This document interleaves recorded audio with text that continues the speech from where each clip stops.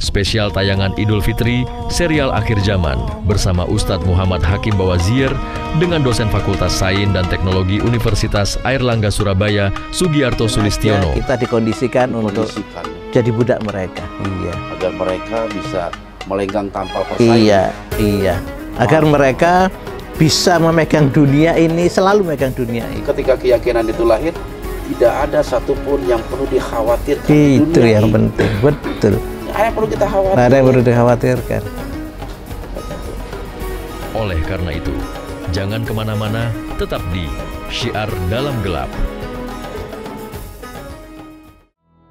Assalamualaikum warahmatullahi wabarakatuh. Alhamdulillah, wassalatu wassalamu ala rasulillah wa ala alihi wa sahbihi wa mawalah.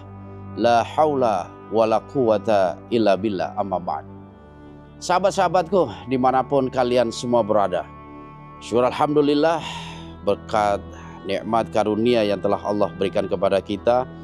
Pada malam hari ini kami kembali menjumpai sahabat-sahabat dalam serial Akhir Zaman. Juga sholawat teriring salam, mari sama-sama kita kirimkan kepada baginda Rasulullah Muhammad Sallallahu Alaihi Wasallam sebagai suri tauladan kita semua. Baiklah sahabat Syiar, melanjutkan serial Akhir Zaman bersama Dr. Sugiarto. Beliau ini salah satu tim pengajar dari Universitas UNAIR Surabaya yang kemarin sama-sama kita saksikan memang cukup menarik. Apalagi di akhir bincang-bincang kami, diskusi kami ada menyinggung tentang tatanan dunia baru. Wah, ini luar biasa dengan elit global yang ada di belakang itu semua. Sahabat Syiar, tatanan dunia baru memang merupakan teori konspirasi yang menyatakan bahwasanya adanya kekuatan elit yang sangat rahasia yang mereka berencana untuk menguasai dunia. Dan tatanan dunia baru itu sendiri juga konon dikuasai oleh para elit global, yang mana kekuatan mereka itu ingin menguasai dunia melalui satu sistem. Dan di saat ini kita pun mungkin banyak yang merasakan huru-hara akhir zaman ini sudah ada di tengah-tengah kita, dengan banyaknya bukti dari nubuah baginda Rasulullah Shallallahu Alaihi Wasallam tentang adanya beberapa negara yang mendapatkan embargo dari masyarakat dunia internasional. Dalam hadis itu disebutkan negeri Irak, negeri Sam, yang mereka ditahan dinarnya, dirhamnya, sehingga para ulama mentafsirkan ini semua adanya satu sistem embargo terhadap beberapa negara yang kita lihat saat ini masih saja sulit kita memberikan bantuan ataupun melakukan perdagangan dengan mereka. Sahabat Syiar, masih bersama Dr. Sugiarto kita akan membahas sedikit lebih dalam tentang para elit global. Assalamualaikum. Waalaikumsalam warahmatullahi wabarakatuh. Alhamdulillah. Alhamdulillah, akhirnya sampai juga di rumah Syiar. Sampai juga. Sebuah mimpi yang sudah lama ini. Waduh, mimpi yang berubah jadi kenyataan. Alhamdulillah. Ini juga topiknya juga lumayan cukup menarik. Dan saya rasa juga sahabat-sahabat Syiar juga penasaran semua ini tentang situasi dunia internasional. Apalagi ini bukan konon lagi tetapi sudah menjadi banyak sekali bukti-bukti yang mengarah ke arah sana. Nah, pertanyaan yang sederhana nih yang saya ingin tanyakan kepada Pak Sugi itu, apa menurut Bapak nih tentang kaum elit global? Apa yang Bapak ketahui tentang para elit global ini? Ya, siap. Jadi elit global itu adalah sekelompok manusia yang jumlahnya 1%, tapi menguasai 90% keuangan dunia. Keuangannya? Iya. Masya Allah. Tapi kenapa mereka minta atau mengarah kepada keuangan, Pak? Karena roh daripada dinamika dunia adalah keuangan. Uang ya. Katanya sih siapa yang punya uang banyak dia akan mampu menguasai dunia. Dan mereka ini uangnya tidak berseri, artinya mereka lah yang mencetak uang itu. Mereka yang mencetak ya? Mereka yang mencetak. Jadi tidak ada satupun negara di dunia ini yang mencetak uang. Nggak ada. Nggak ada satu negara yang mencetak uang. Yang mencetak itu adalah swasta. Dan mereka yang akan mencetak. Dan mereka yang mengendalikan itu semua. Iya. Jadi kita hanya bisa ngutang doang kali. Nah, betul. Negara itu utang sama mereka. Masya Allah. Gitu. Jadi cerita dasarnya itu adalah bahwa mereka itu mengubah sistem keuangan yang tadinya adalah emas, dinar, dirham, dan sebagainya. Yang dimana kalau ketika kita punya dinar atau dirham, itu kita mau pindah ke negara yang mana dan sebagainya, ke negara yang lain, misalkan kita ke Turki, kita ke Eropa, itu uang yang kita bawa tadi itu nilainya sama. Jadi nggak mengurangi nilai ya? Nggak mengurangi nilai, karena emasnya kan sama-sama emas. Harga juga sama di mana-mana. Harga juga sama di dunia ini. Nah, akhirnya mata uang emas tadi itu dirubahlah menjadi mata uang kertas. Karena merugikan mereka kalau menggunakan emas. Karena kalau misalnya menggunakan emas, mereka tidak bisa kontrol. Oh iya. Itu intinya. Jadi supaya mereka bisa kontrol, maka dirubahlah menjadi uang kertas, namanya uang fiat. Gitu. Jadi uang kertas ini akhirnya tiap negara itu dibuat untuk punya mata uang sendiri, sehingga persaingan antar negara ini menghasilkan inflasi. Iya, betul. Menghasilkan inflasi ini kan seakan-akan seperti pencurian yang legal gitu. Pencurian tapi legal. Legal. Jadi misalkan gini, Ustadz punya uang 100 juta di bank. Di bank. Gitu, 100 juta itu misalkan bisa dipakai untuk membeli sawah, anggap aja 2 hektar, misalkan begitu. Nah, 5 tahun yang akan datang, uang 100 hektar tadi, uang 100 juta tadi itu tidak bisa lagi dipakai untuk membeli tanah 2 hektar tadi. Oh, betul itu. Jadi, uang kita yang kita diamkan saja, itu tiba-tiba berkurang. Gitu, kita tidak bisa lagi membeli itu. Artinya nilai mata uang kita jadi turun karena inflasi itu. Berarti kan uang kita dicuri kan sebenarnya. Iya. Logikanya begitu gitu. Masya Allah. Apalagi kalau kita gunakan di luar negeri ya. Oh iya, persaingan dolar, rupiah iya. dan sebagainya itu tiba-tiba mata uang kita menjadi nggak bisa beli itu lagi. Iya, barang yang sama di tahun yang berbeda. Nah, ini yang saya sebut dengan pencurian legal. Pencurian legal. Dan itu sudah berlangsung cukup lama kayaknya ya. Berlangsung cukup lama nanti, dan manusia menganggap bahwa ini adalah sesuatu yang biasa. Biasa. Dan hanya orang-orang tertentu yang merasa bahwa ini adalah sebuah propaganda. Propaganda. Masya Allah. Yeah. Dari selain sektor keuangan ya, apa sektor yang mereka kuasai? Hampir seluruh dimensi dunia ini mereka kuasai. Termasuk pendidikan di dalam. Termasuk pendidikan. Nah, ini menarik kita bahas kayaknya pendidikan. Siap. Wah, termasuk dunia pendidikan. Iya. Jadi dunia pendidikan ini adalah dunia di mana area-area tertentu yang supaya orang itu menjadi manusia seutuhnya tiba-tiba dihentikan, tiba-tiba tidak boleh diajarkan di kelas-kelas. Gitu. Jadi misalkan saja sebagai dosen ekonomi, ekonomi umum gitu ya, kita dilarang untuk menggunakan pijakannya Al-Quran dan hadis. Karena apa? Karena mereka menganggap bahwa Al-Quran dan hadis itu adalah tidak ilmiah. Oh, alasannya itu. Alasannya itu tidak ilmiah. Sama dengan ketika saya sebagai dosen fisika mau mengajarkan tentang elektron, tidak mungkin rujukannya adalah Al-Quran dan hadis. Tidak mungkin saya membawa nama Allah di dalam kelas. Itu dalam tanda petik seakan-akan dilarang. Begitu. Karena apa? Karena memang itu dianggap tidak ilmiah. Tidak ilmiah. Iya. Jadi siapakah yang berani dalam disertasi doktornya menuliskan ayat-ayat Allah bukan hanya sebagai pemanis, tapi sebagai rujukan, benar-benar sebagai rujukan, nggak akan diterima. Jurnal-jurnal dan sebagainya merujukannya adalah Al-Quran tidak akan pernah diterima. Masya Allah. Begitu. Dan masih banyak lagi, termasuk media komunikasi. Mereka pegang media komunikasi seluruh dunia. Begitu. perusahaan. Mereka pegang perusahaan seluruh dunia. Gitu. Ada satu perusahaan yang menguasai semua perusahaan sedunia ini. Masya Allah. Begitu. Luar biasa. Itu apa sih yang menyebabkan para elit itu mereka mampu menguasai itu semua, hampir semua sektor lah. Kira-kira mereka menggunakan jurus apa ya? Itu dia. Saya pernah mencoba mencari tahu mereka ini orang seperti apa, makannya apa, Iya, betul. rumahnya seperti apa, Sampai fasilitasnya seperti apa. Begitu. Terus kemudian mereka itu setiap hari disuntik apa? Ternyata tidak. Jadi mereka itu manusia seperti kita, cuma mereka punya perlakuan tersendiri, yaitu pemahaman mindset mereka memang tidak sama dengan pemahaman mindset kita.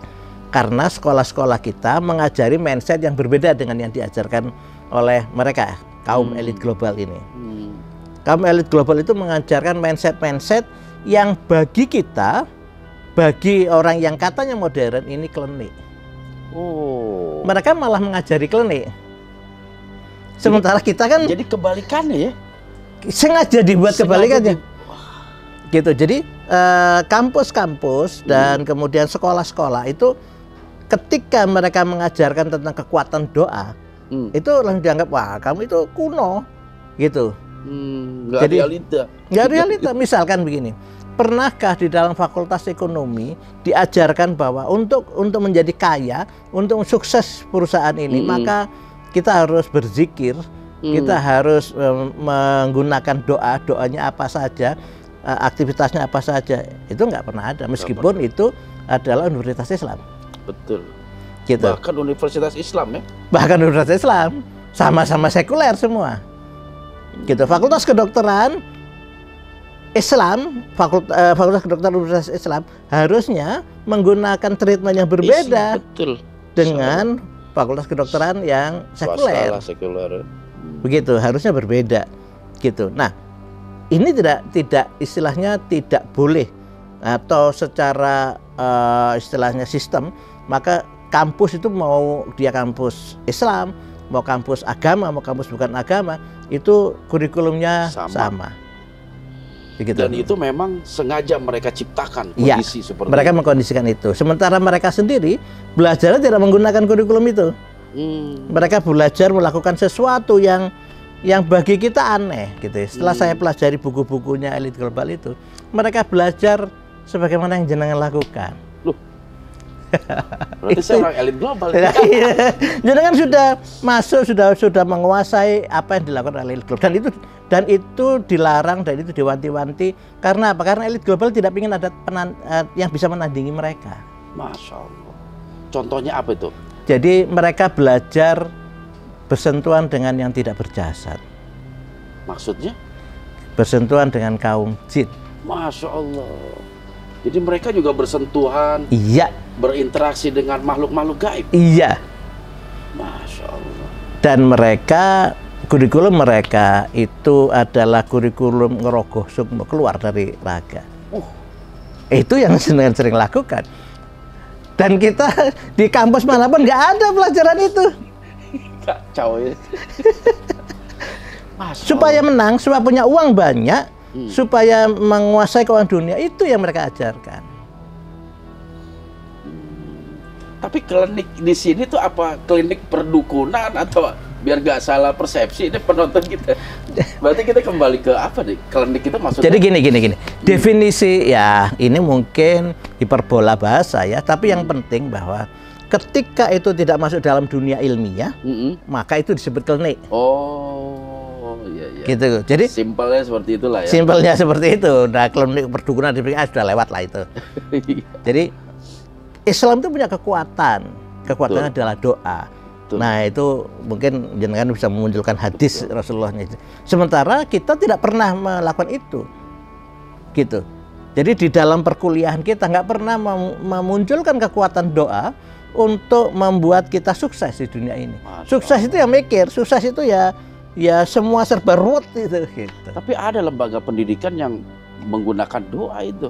Anak saya waktu di TK itu apa-apa selalu diawali dengan doa. Ya.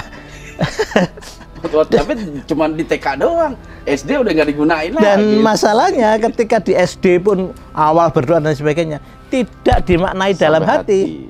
Itu masalahnya. Jadi seakan-akan ini gugur kewajiban saja. Kita misalkan kita mau naik motor, kemudian baca Bismillah gitu. Itu hati kita seperti tidak sedang baca, seperti baca novel gitu, Bismillah. Nah, sementara mereka para elit global itu punya kekuatan yang sangat tinggi dengan seperti ini. Masya Allah. Jadi apa yang mereka lakukan itu bukan sekedar ucapan, tapi mungkin sampai menyentuh kepada hati dan pikirannya. Ya, mereka itu menganggap bahwa diri mereka itu mindsetnya, kuliah mereka, sekolah mereka. Mereka itu adalah subjek alam semesta. Subjek ya. Bukan objek. Jadi misalkan ini kok panas ya. Oh, itu kan kita itu objek ya. Oh ya, karena habis dimasak dan sebagainya. Saya nunggu dingin gitu. Kalau yang orang-orang elit global, orang yang pegang uang dunia itu, kamu dingin dia. Masya Allah. Begitu. Mereka subjek alam semesta dan mereka mengendalikan itu. Dan itu nggak ilmiah sebenarnya. Nggak ilmiah pasti. Pasti nggak ilmiah. Dan mereka tidak peduli bahwa ilmiah tidak ilmiah, gitu kan? Kalau kita di situ disangka dukun itu, Pak, dingin kamu, langsung dingin. Masya Allah. Padahal dia memiliki satu kekuatan mungkin. Kekuatan keyakinan. Keyakinannya itu. Ya. Jadi belajarnya adalah belajar kekuatan keyakinan itu. Jadi memang teringat apa yang dilakukan para nabi dalam bentuk mukjizat itu ya. Iya. Sesuatu yang di luar logika, di luar nalar itu bisa terjadi. Baginda Rasul bisa mengeluarkan air dalam jari-jarinya itu ketika paceklik kekeringan. Masya Allah, terutama waktu perang Tabuk itu, masa-masa kekeringan luar biasa itu ya. Iya. Dan bagi kita seakan-akan itu sebuah dongeng di dunia yang lain gitu kan. Seakan-akan begitu. Karena memang kita diajarkan begitu, tidak mungkin manusia itu melakukan sesuatu yang di luar ilmiah, di luar logika. Seakan-akan begitu. Betul. Padahal sudah jelas ya tugas manusia itu sebagai khalifah di muka bumi ini. Iya. Tapi mereka yang dulu mempelajari itu. Iya. Betul. Mereka tahu. Makanya bagi mereka ini orang-orang elit global itu kalau pagi itu mereka tidak boleh tidur sampai jam 9 pagi. Gitu, bagi kita itu waktu duha gitu ya. Apa yang mereka lakukan? Mereka duduk, mereka bermeditasi dan mereka mendengar, merasakan nafasnya, berapa jumlah nafasnya selama 7 menit. Masya Allah. Sebenarnya konteks itu dalam ajaran Islam itu juga harusnya kita yang punya. Iya. Memang kita sengaja untuk dibuat tidak melakukan seperti itu karena mereka tidak ingin punya lawan. Luar biasa berarti ya. Kalau kita bisa mengaplikasikan syariat Islam ini. Oh iya, betul. Luar biasa. Yang jadi masalah di kita adalah keyakinan kita akhirnya dibombardir sama mereka.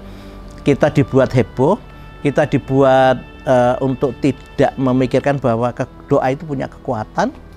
Kita dibuat selalu menganggap bahwa Allah itu tidak bisa kita mintai tolong. Betul gitu. Itu. Betul. Keyakinan jadi sumber segalanya itu yang kurang dalam umat ini. Iya. Sehingga mereka mudah terombang-ambing dengan keadaan yang akhirnya diperbudak oleh mereka. Betul. Diperbudak oleh dunia. Ini saya tertarik ini Pak Sugi tentang meditasi tadi itu. Jadi boleh dikata itu apa sih yang menjadi tujuan mereka melakukan meditasi di pagi hari itu? Apakah sama dengan ketika kita melaksanakan rangkaian ibadah, taruhlah sholat. Dalam sholat itu termasuk kesempurnaan dalam sholat adalah bagaimana kita harus mampu melahirkan kehusyuan tadi. Apakah ada korelasinya itu? Gini, mereka melakukan penelitian ya. Mereka melakukan penelitian bahwa orang yang sering masuk dalam gelombang alfa itu maka mereka hidupnya akan didatangi keberuntungan. Oh, termasuk dalam bidang usaha, ekonomi, apapun ya. Jangankan begitu, pernah dilakukan eksplorasi, pernah dilakukan eksperimen. Orang yang pikirannya heboh itu disuruh nyetir, oke, cari tempat parkir itu. Dia nggak dapat parkir. Akhirnya diganti dengan orang yang pikirannya tenang, masuk dalam gelombang alfa, suruh cari parkir, langsung dapat ya. Langsung dapat. Iya. Orang pintar itu kalah dengan orang berani. Orang berani kalah dengan orang bejo. Siapa orang bejo? Orang yang sering masuk dalam gelombang alfa. Oh, bejo beruntung artinya? Beruntung. Oh, banyak iya. orang Jawa namanya bejo itu. Siap. Seharusnya dia banyak, lebih beruntung. Lebih beruntung. Jadi Iya. orang pintar Kalah dengan orang berani. Orang berani kalah dengan orang bejo. Orang yang beruntung. Orang yang beruntung. Masuk karena dia ada gelombangnya itu di. Iya. Orang dalam beberapa eksperimen, orang yang seringkali menenangkan diri, maka dia akan dikejar keberuntungan. Masya Allah. Sebenarnya nggak ada yang bertolak belakang dengan ajaran Betul. Islam. Iya, kita itu pemegang rumusnya. Betul. Istilahnya formula-formula yang sebenarnya ada di depan kita, itu adalah formula-formula yang dahsyat. Cuma kita itu seringkali menganggap bahwa itu tidak punya nilai. Gitu, sama dengan ketika kita membaca bismillah, ketika kita bersama Allah, maka apapun itu pasti selesai kan? Betul.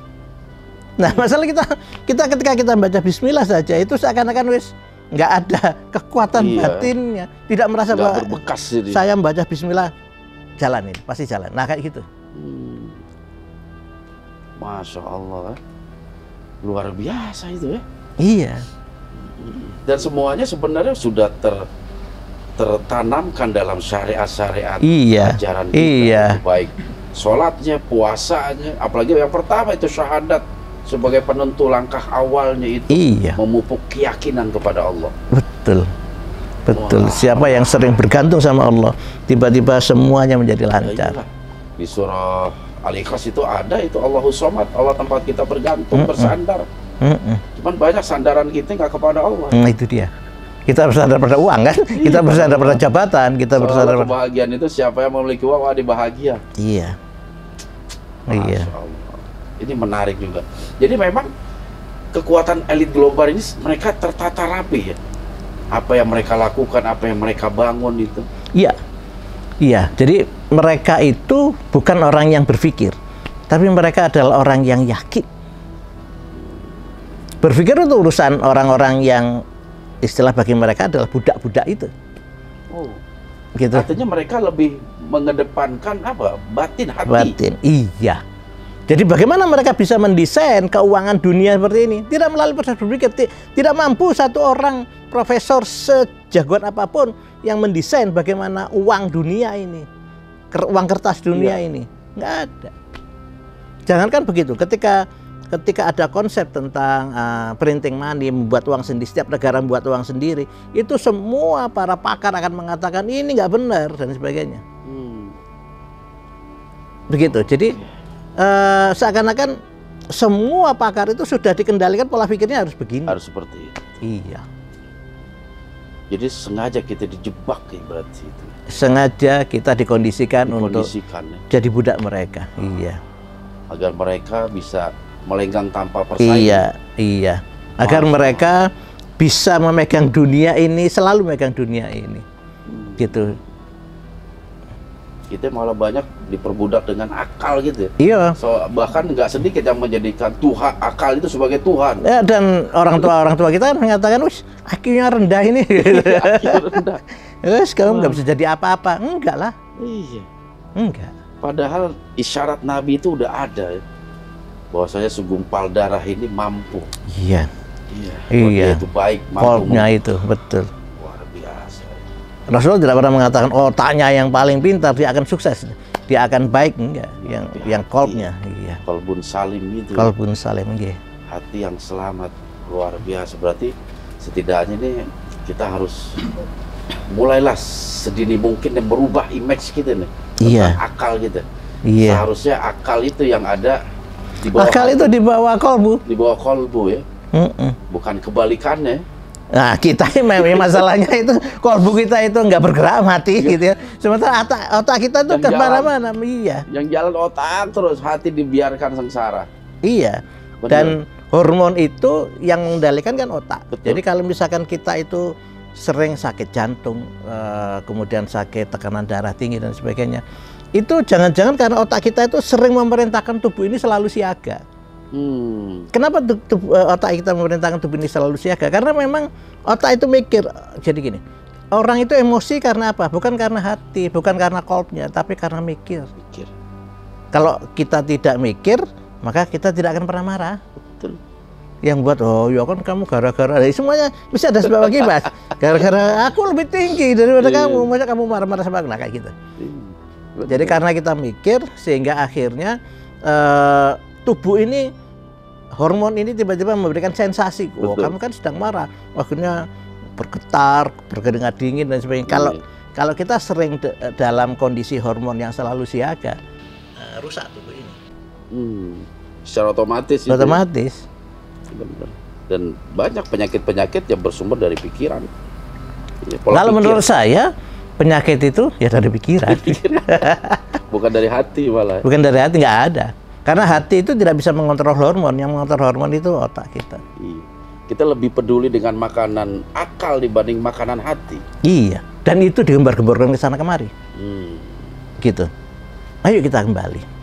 Bahwa bisa nggak kita sekarang itu mendengarkan suara hati? Ketika kita mau buka toko dan sebagainya, yang dipikirkan otak ya. Iya. Oh, menurut teori ekonomi, menurut teori ini, itu akhirnya ya, saya harus buka apa? Oh, kalau misalnya di sini banyak orang yang suka pecel, maka saya harus buka pecel. Nah, tidak pernah mencoba menggunakan kekuatan hati untuk mengatakan, ya Allah, apa yang harus aku buka? Nah, begitu. Oh, nggak dengar-dengar. Iya, karena kita mematikan hati kita. Betul. Jika kita nggak dengar itu intuisi itu. Betul. Saya yakin itu.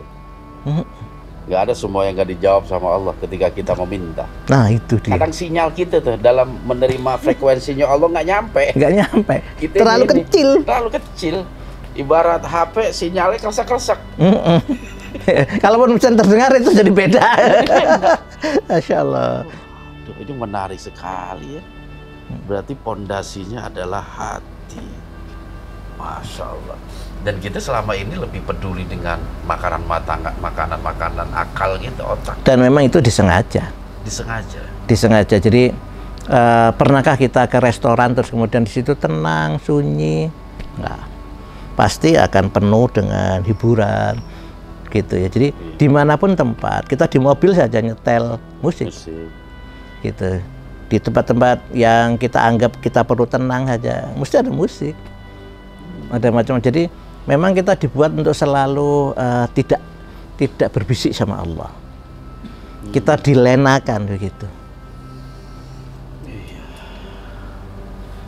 Wah, luar biasa ini ya. Iya, mereka butuh musuh yang selevel dengan mereka. Satu orang banding 100 juta orang gitu. Nah, kalau kita itu terlalu menggunakan otak kita itu ya satu orang banding satu orang gitu. Iya. Hati ini menarik sekali. Dan ternyata konsep yang mereka terapkan juga. Iya, juga itu ilmu Islam. Ilmu Islam. Iya. Luar biasa. Masya Allah. Dan mereka ini jumlahnya berapa banyak sih, Pak Sugi ya? 350 orang saja. Tapi kekayaannya, uangnya tidak berseri. Masya Allah. Dan kalau misalnya kita lihat siapa orangnya itu, nggak ada. Di list orang terkaya dunia nggak ada. Nggak termasuk dia? Nggak termasuk. Kayak Bill Gates atau... Oh, Bill Gates itu istilahnya paling nggak masuk 350 itu. Nggak masuk ya? Ya, meskipun kita mengatakan Bill Gates, Elon Musk itu adalah orang yang kaya gitu. Tapi nggak termasuk mereka? Nggak termasuk, bukan kelompok mereka. Masya Allah. Terus kalau dikaitkan dengan akhir zaman deh, Pak Sugi, apakah ada kaitannya itu? Apa yang mereka lakukan ini satu dalam rangka juga sebagai para pendukung Dajjal yang nanti akan Allah turunkan? Iya, iya. Dan itu sudah sangat menyengat sekali simbol segitiga itu. Simbol segitiga? Iya. Itu sering itu di SD gitu. Simbol segitiga makhluk. Jangan-jangan dia elit global tuh. Dia elit global bagian C dia. Iya, iya. Mereka mempersiapkan untuk kedatangan Al-Masih. Al-Masihud-Dajjal. Al-Masihud-Dajjal. Dan menurut mereka Al-Masihud-Dajjal ini penyelamat ya? Penyelamat. Karena memang mampu menguasai dunia, hanya 2 kota yang tidak dikuasai. Iya, betul. Bayangin betul. Itu. Semua termasuk Jakarta, Bandung, Dra. Depok aja dikuasai itu, Dra. Jempol pertahanan ente tuh. Luar biasa. Dan mereka terkenal mampu mengendalikan alam. Apa ini juga termasuk? Nah, mereka melakukan pengendalian terhadap alam. Iya. Jadi orang elit global itu saking uangnya banyak, itu mereka mampu melakukan apapun. Mengontrol perusahaan seluruh dunia, mengontrol informasi seluruh dunia, mengendalikan sesuatu yang kita hampir merasa ini nggak mungkin. Tapi bagi mereka tidak bisa. Begitu rapinya. Karena mereka melakukan itu dengan kekuatan hati. Bukan di logika. Benar ya berarti ya. Iya. Kemampuan hati manusia. Rapi saja. Iya. Iya. Dalam beberapa dalil itu kan disebutkan ketika ada satu daerah, satu kampung yang menolak ajakan Dajjal, langsung pacaklik, kekeringan dan lain sebagainya. Begitu juga sebaliknya yang mereka menyambut seruan Dajjal menjadi pengikut, jadi makmur, subur, bahkan tanaman langsung tumbuh dan berbuah. Iya, mereka punya teknologi ya yang sampai sekarang memang sedang saya proses eksplorasi, namanya teknologi HARP yang memanipulasi cuaca dan membuat gempa bumi itu bagi mereka. Mereka punya alat. Iya, bisa dimanipulasi. Wah, dahsyat benar. Dan nanti tanda-tanda kedatangan Dajjal kan gempa bumi. Iya. Sering terjadi gempa. Wah, menarik, Indra. Luar biasa ya. Masya Allah. Terus keuntungan bagi mereka tuh apa sebenarnya sih melakukan ini semua? Padahal mereka kan boleh dikata sama kita juga nggak tahu, nggak kenal, dan kita juga mungkin nggak menghormati karena dia nggak kenal. Beda mereka ingin menguasai dunia. Jadi kalau misalkan kita sering melihat YouTube-nya SDG ya, itu kan para jin itu kan ditipu dengan menyembah Azazil.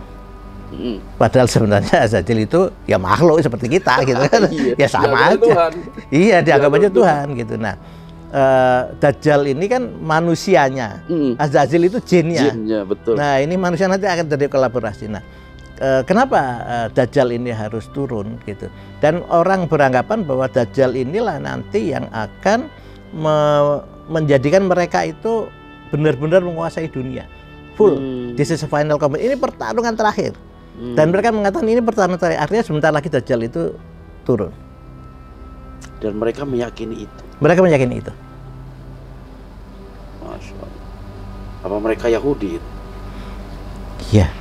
Mereka sebagian Yahudi dan ada sebagian yang kaum sempalan. Jadi artinya mereka bukan Yahudi tapi mengaku Yahudi. Yang jelas bahwa ini Zionis. Zionis itu bentukan mereka. Bentukan mereka. Iya, Zionis ya. Zionis itu pionnya mereka gitu. Itu hanya bukan elit global. Zionis itu permainan mereka. Bahkan mereka juga mengendalikan Zionis itu. Oh iya. Ya, presiden-presiden dunia ini mana yang tidak dikendalikan mereka, nggak ada. Jadi saya ingat satu firman Allah lagi ini. Jadi Allah pernah berfirman itu tentang Bani Israel, wa inni faddaltukum 'alal alamin. Dan sesungguhnya aku memberikan keutamaan kepada kamu semua di alam semesta ini. Apakah ini juga merupakan satu petunjuk bagi kita. Allah, ini rencana Allah terhadap Bani Israel. Iya. Dan itu diinformasikan kepada kita agar kita mawas diri nih terhadap pergerakan mereka itu. Saya pernah baca salah satu buku itu, kalau nggak salah karangan Maurice Bucaille tentang tokoh-tokoh atau negara-negara yang memiliki tingkat kecerdasan yang paling tinggi. Israel nomor 1 ternyata. Iya. Kenapa mereka itu cerdas? Karena mereka, atau gini deh. Kenapa mereka mampu memunculkan sesuatu yang seakan-akan di luar nalar, gitu, di luar pikiran banyak orang. Orang ini levelnya apa sih? Karena mereka menggunakan hatinya. Ilmuwan mereka banyak. Iya. Ahli-ahli mereka banyak. Luar biasa. Gini saja indikatornya. Kita melihat ketika Einstein ngomong seluruh dunia tunduk. Ketika Newton ngomong seluruh dunia tunduk. begitu. Terus kemudian ketika Leonardo da Vinci ngomong semuanya tunduk. Orang selevel apa sih ini? Begitu. Nah, sama dengan ketika kita punya Ibnu Rus, Ibnu Sina, kemudian kita punya Al-Kindi, itu zaman kegelapan itu. Kita butuh orang-orang ini yang selevel dengan mereka. Nah, sekarang ini kita butuh muslimin yang ketika ngomong maka orang dengar semua. Dunia dengar semua. Ya, kenapa kita tidak bisa seperti itu? Karena kita diajak untuk selalu mikir. Gitu. Yang ada malah kita semakin terpuruk umat Islam. Semakin terpuruk, iya. Semakin terpecah belah. Ya, tapi kan kita pasti akan menang kan? Nanti akan muncul. Betul. Sampai Allah menurunkan pertolongannya melalui Imam Mahdi. Melalui Imam Mahdi. Betul. Kita sudah dinubuahkan kita akan menang. Betul. Berarti sebentar lagi aktivitas-aktivitas seperti ini, kekuatan batin, kekuatan doa, itu menjadi sesuatu yang utama dibandingkan dengan sok mikir.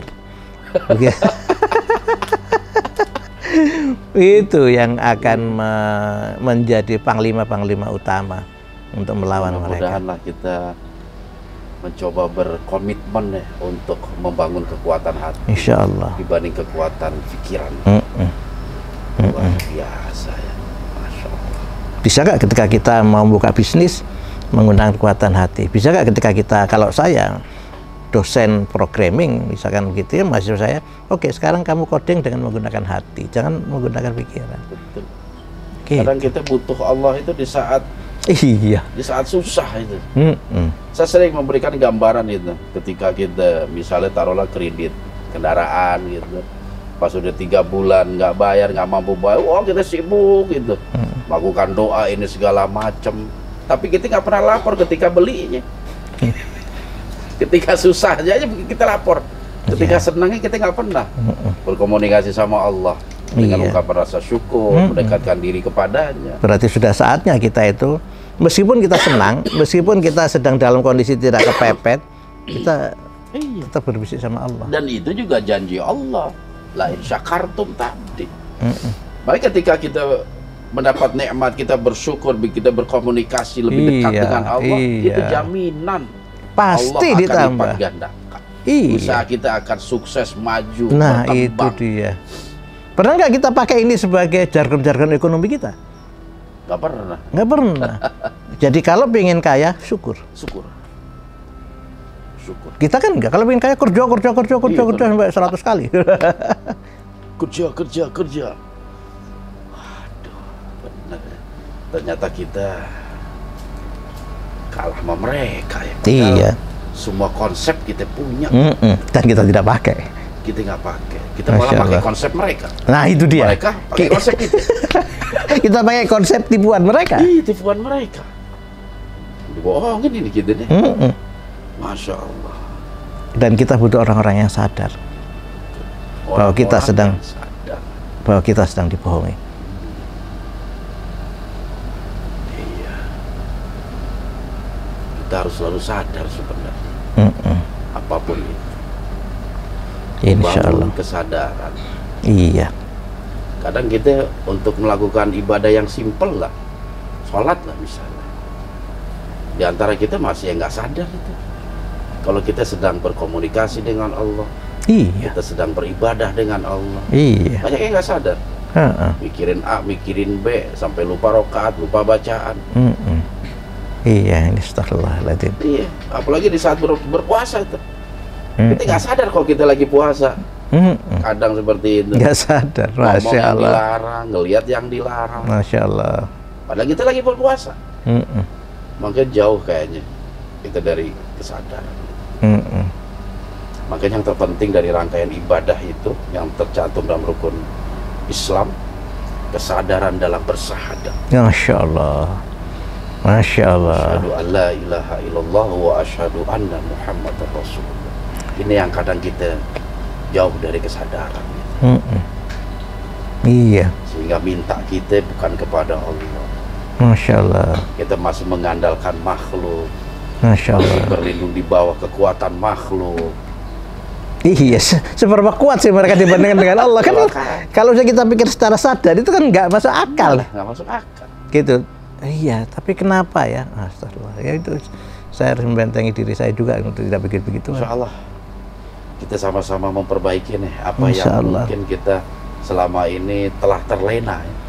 Telah terlena gitu. Kita coba sama-sama kembali lah dalam petunjuk baginda Nabi ini. Insya Allah. Luar biasa. Apalagi memang puasa ini kan sebagai bulan pendidikan lah, bulan kesadaran kita. Sampai Allah perintahkan. Bisa nggak kita training 1 bulan ini punya makna gitu loh, Masya Allah. Tidak ada satupun di dunia ini yang melakukan training sedunia 1 bulan, nggak ada. Tapi kenapa kita masih begini-begini saja? Ada sesuatu. Pasti itu. Jadi ketika kita sedang puasa, ketika kita sedang training, hembusan otak itu, pasti ada yang salah dengan ibadah kita ini. Ada yang salah ini. Iya. Dengan Masya Allah. pelaksanaannya pasti ada yang salah. Betul. Masya Bukan Allah. puasa aja yang salah, pelaksanaannya ini. Iya. Kadang ada slogan itu, hormatilah orang yang tidak berpuasa. Orang yang tidak berpuasa. Itu kan kebalik pikiran kayak begitu. Iya. Iya. Iya, membangun bahwa kita sadar, kita detik ini sedang berpuasa, detik yang akan datang sedang berpuasa, detik yang akan datang itu. Nah itu. Betul. Iya. Saya baru ngeh itu tentang Ramadan itu, Allah memberikan pendidikan itu sedunia itu. Iya. Umat Islam sedunia. Sedunia. Training ini nggak ada. Perusahaan manapun, negara manapun yang mampu membuat seperti ini tidak ada. Andai kata umat Islam itu tidak di-training, mungkin lebih parah lagi. Lebih parah lagi. Ini aja untuk mengendalikan hawa nafsu sebulan ya banyak yang jebol. Masya Allah. Banyak yang angkat tangan nyerah. Udah kayak iya kayak dinyali, Masya Allah. Aduh, benar ya, Masya Allah. Jadi benar ya kalau kita melihat tentang nubuah Nabi akhir zaman itu, hampir semuanya itu sudah bisa kita rasakan. Apalagi saat ini memang kita berada dalam ujung kiamat kecil. Iya. Atau ujung dari malhamah sugro-nya. Malhamah sugro. Kita tinggal nunggu Allah buka pintu menuju peperangan besar. Masya Allah. Dan kita nggak pernah menyiapkan itu gitu loh. Mereka nyiapin. Mereka sudah siapin. Kita nggak ada yang siapin. Kita nggak pernah. Dan memang kita dibiarkan istilahnya menggelinding, nggak usah repot-repot, nggak usah mikir-mikir itu. Silakan nikmatin dunia ini, silakan bermain musik dan sebagainya. Iya. Sama mereka. Betul. Entertain itu propaganda. Entertain ya. Emansipasi wanita termasuk di dalamnya. Waduh. Makanya kita sebenarnya memang yang diperlukan ini pendidikan moral, akhlak ya. Yang zaman dulu tuh kalau nggak salah masih ada tuh pelajaran budi pekerti, sekarang hilang. Sekarang nggak ada. Buat anak-anak kita SD. Sekarang kemaksiatan itu kalau zaman saya masih banyak ya anak SMA tuh yang agak-agak miring gitu. SMP nggak terlalu. Sekarang SMP udah rata, SD udah meranjak ke SD. Masa anak SD ngomongin papa mama itu zaman kita nggak ada, enggak. Masya Allah. Sudah makan belum mah? Anak SD WA aja begitu. Masya Allah. Masya Allah. Dan sayangnya memang lembaga pendidikan kita nggak mendahulukan norma itu, pelajaran akhlak budi pekerti. Mereka dicecer itu hanya otak. Guru itu sibuk untuk ngurusi kurikulum, ngurusi misalkan model-model sebab-sebabnya. Iya. Tidak mengurusi karakter dari siswanya. Susah. Karena nggak punya waktu sudah. Beda zaman dulu. Dan memang itu dikondisikan. Ini berarti Menteri Pendidikan kita harus waspada ini. Iya. Iya. Masya Allah. Sayang juga Indonesia kan punya bapak pendidikan.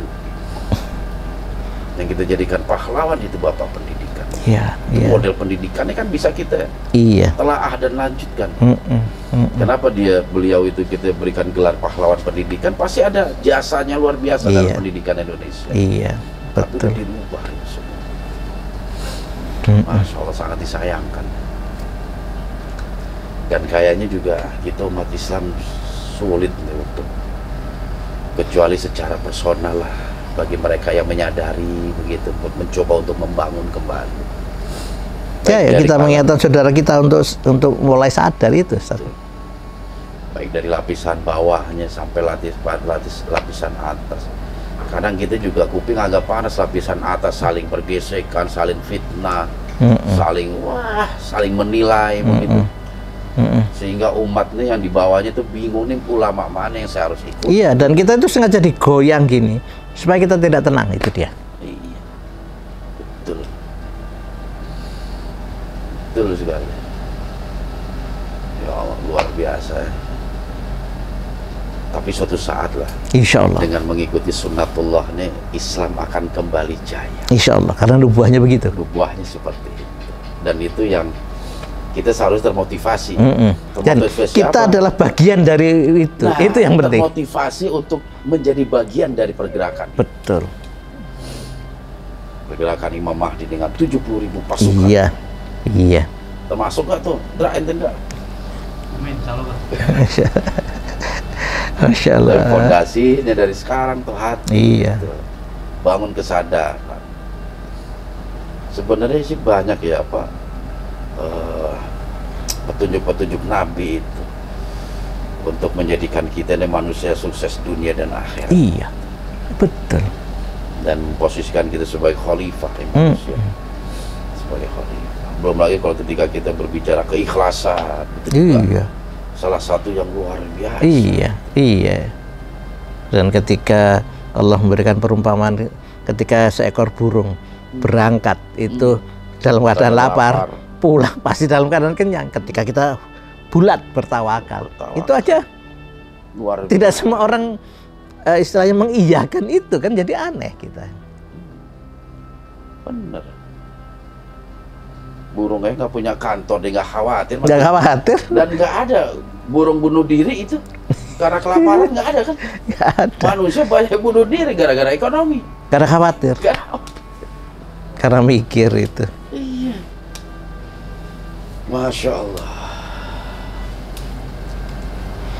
Banyak bener hikmahnya yang kita bisa ambil. Insya Allah, Insya Allah. Dan kita, dan pintarnya mereka memang mempelajari kekuatan lawannya, dan itu satu kemenangan buat mereka. Dan kita yang dianggap lawan oleh mereka malah terbuai. Kita udah nggak menggunakan kekuatan kita lagi, terutama kekuatan iman. Betul. Kita disibukkan dengan perbedaan-perbedaan pendapat yang semakin mengerucut. Nah, kita nggak sadar bahwa itu sebenarnya permainan mereka, itu kendang mereka. Hati berkembang jadi kebencian sesama saudara sendiri. Wah, luar biasa. Dan mereka ini terstruktur berarti ya? Iya. Dan mereka mengatakan perang itu adalah uang. Perang dunia pertama, perang dunia kedua, mereka yang buat. Untuk apa? Uang. Masya Allah. Emang udah masuk fase akhir zaman ini. Iya. Karena fase sebelum Imam Mahdi itu Allah utus itu kekacauan ini luar biasa terjadi di dalam tubuh umat Islam. Iya. Bahkan Nabi itu pernah bersabda bahwasanya umatku akan terpecah menjadi 73 golongan. Masya Allah. 72 yang masuk neraka, hanya satu itu ya. Masya Allah, Masya Allah. Itu artinya betapa perpecahan itu luar biasa itu. Iya. Yang hanya mampu menyelamatkan satu golongan. Iya. 73 golongan. Masya Allah. Cuman kalau menurut Pak Sugi ini, apa yang harus kita lakukan di umat Islam ini untuk menghadapi tantangan dunia, terutama tentang strategi elit global di dalam memporak-porandakan umat Islam? Kita harus menjadi manusia seutuhnya, sebagaimana yang diajarkan oleh Rasulullah Muhammad SAW. Seperti itu apa aja. itu manusia seutuh? Jadi kita kembali menjadi orang yang selalu bergantung sama Allah. Saya malah di kampus itu melakukan eksplorasi tentang artificial intelligence, kecerdasan buatan. Saya berpikir ini bisa jadi ini adalah sesuatu yang bisa mematikan banyak kerjaan kita. ke depan itu banyak pekerjaan yang akan dimatikan. Siapa yang menang itu? Dia adalah orang yang punya kekuatan batin yang kuat. Iya. Jadi yang bisa mengalahkan artificial intelligence adalah orang yang punya kekuatan batin yang kuat. Mungkin suatu saat kita dalam pertemuan berikutnya kita akan membahas bagaimana artificial intelligence, bagaimana porak-porandanya dunia ini, bagaimana elit global mengendalikan artificial intelligence ini, dan bagaimana kita mengatasinya. Catat. Siap. Anu udah lupa lagi nih ngomong bahasa Inggris. Lupa. AI. Kecerdasan buatan. Oh, kecerdasan buatan. Dan Iya. itu propaganda mereka itu. Iya. Sekarang kan lagi viral ini, lagi Betul. menjamur. Ya. Betul. Bahkan ada orang pacarannya sama AI. Sama AI. Karena nggak pernah marah dia. Karena orang. Iya, mau kemana aja ngizinin. Dan yang kita takutkan itu ketika AI mengatakan agama apa yang menurut kamu paling baik, Islam, dan seterusnya. Semua AI mengatakan seperti itu. Suatu saat ketika kita benar-benar nempel sama AI, dia langsung mengatakan yang berbeda, umat akan menjadi bermasalah. Gitu. Ketika semua umat mengatakan bahwa aku lebih percaya AI dibandingkan dengan para kiai, selesai. Masya Allah. Nah, Jadi kita baru lagi digiring menuju perangkap iya, berarti ya? iya, sama dengan yang sebelum-sebelumnya. Masya Allah. Menarik untuk kita bicarakan pada fase Boleh berikutnya. lah. Next time itu. Masya Allah. Jadi menjadi manusia seutuh. Iya, manusia yang tawakal ala Allah. Jadi dalam Quran itu kan isinya bukan strategi ekonomi, bukan strategi manajemen, isinya adalah tawakal. Tawakal. Besok saja kita tidak tahu kan apa yang terjadi. Dan iya, nggak akan tahu. dan seberapa jauh kita sekarang ini sudah bertawakal, ya ini yang kita harus makin bertawakal, harus makin nempel sama Gusti Allah. Masya Allah, Masya Allah. Tapi itu yang paling mendasar sih menurut saya, itu membangun keyakinan. Nah itu saja. Iya. Karena agama ini besar karena sebuah keyakinan. Masya Allah, Masya Nabi dan Allah. para sahabat yang mampu itu Iya, Masya Allah. mengalahkan musuh-musuh. Iya, karena iya. keyakinan sahabat itu. Iya, iya. Dengan keyakinan dia bisa bertawakal. Bagaimana ketika dia nggak yakin, bagaimana dia tertawakal? Nggak mungkin. Maka ada beberapa ayatnya yang saya sering ulang-ulang ke murid-murid saya itu. Yang pertama itu dalam surah Al-Ikhlas. Allahus Somad, Allah tempat kita bergantung. Maka tancapkan itu. Terus yang kedua, innamal usri yusra fa inna ma'al usri yusra. Ini juga sering saya sampaikan. Sesungguhnya setiap kesulitan ada kemudahan. Pasti itu. Dan Iya. itu Allah ulangi sampai 2 kali. Betul. Kenapa kita jadi ribut gitu ya? Saya sempat tanya sama anak-anak gitu, itu tahu nggak hikmah Allah mengulangi ayat? Masya Allah, Masya Allah, gimana Ustaz? Hikmahnya itu karena Allah tahu watak manusia. Masya Allah. Manusia itu nggak mudah percaya. Astagfirullahaladzim. Sampai Allah mengulanginya 2 kali, kita masih nggak percaya. Apalagi Allah cuman sebutkan sekali, innamal usri yusra, lebih nggak percaya lagi. Ini Allah udah ulangi 2 kali. Betapa pentingnya itu sebenarnya. Iya. Dan kita masih nggak percaya. Masih nggak percaya. Masih nggak Masya percaya. Allah. Sehingga banyak yang perginya ke petilasan, ke laut, segala macam. Ya percaya lagi kepada Allah, padahal ngakunya Islam, ngakunya umat Nabi, tapi mintanya ke laut, ke gunung, ke goa, dan lain sebagainya. Dan yang terakhir yang saya sering sampaikan ke anak-anak, wa ila rabbika farghab, dan hanya kepada Tuhanmu lah engkau berharap. Nah itu yang banyak yang hilang kita ini, Masya Itu saya Allah. sering itu, sejejelin mereka itu, bangun kekuatan itu, keyakinan pada Allah.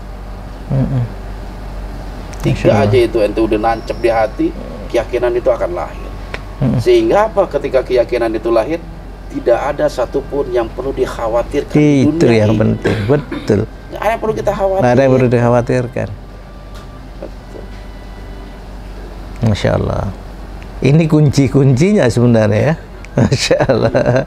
Dan kita sudah punya gitu. Kita udah punya semua. Masya Allah. Makanya betul Allah memberikan khalifah itu kepada manusia. Iya. Allah turunkan Al-Quran. Betul-betul pedoman hidup kita itu.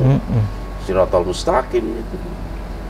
Masya Allah. Dan juga sifatnya tibyanu likulli syai', sebagai penjelas segala sesuatu apapun ada di Al-Quran. Masya Allah. Tinggal mampukah kita untuk meyakini itu?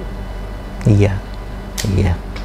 Cuman kembali lagi tuh sifat manusia yang mengedepankan nafsunya itu. Sehingga petunjuk Allah, cahaya Allah, nur Allah itu nggak menyentuh hati. Sehingga dia lebih percaya makhluk daripada Khalik.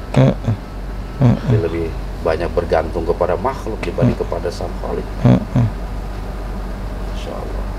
Masya Allah. Mudah-mudahan nih Persugi dapat bermanfaat nih, khususnya para setia SDG yang mengikuti serial tanda-tanda akhir zaman ya, serial akhir zaman itu ya. Dan saya harap ini juga menjadi satu cambukan lah buat kita semua untuk lebih mengedepankan hati kita, keyakinan kita kepada agama ini. Karena apa? Agama kita ini berlandaskan yakin, yaitu iman. Bukan sekedar percaya tapi engkau meyakini. Mudah-mudahan pertemuan kita malam hari ini dapat membawa manfaat, dan insya Allah Pak Sugi, kita akan lanjutkan dalam tema yang tadi itu menarik. Siap, insya Allah, insya Allah. Masih kaitannya dengan elit global. Wah, ini kayak hantu, dia jadi gak kelihatan ya. Tapi ada. Tapi ada, tapi kita rasakan. Masya Allah. Oke, sahabat Syiar, mohon maaf atas segala kekurangan. Ingat, jaga terus iman, ilmu, dan amal kita. Dan tetap di Syiar Dalam Gelap. Wassalamualaikum warahmatullahi wabarakatuh. Waalaikumsalam warahmatullahi wabarakatuh. Menarik.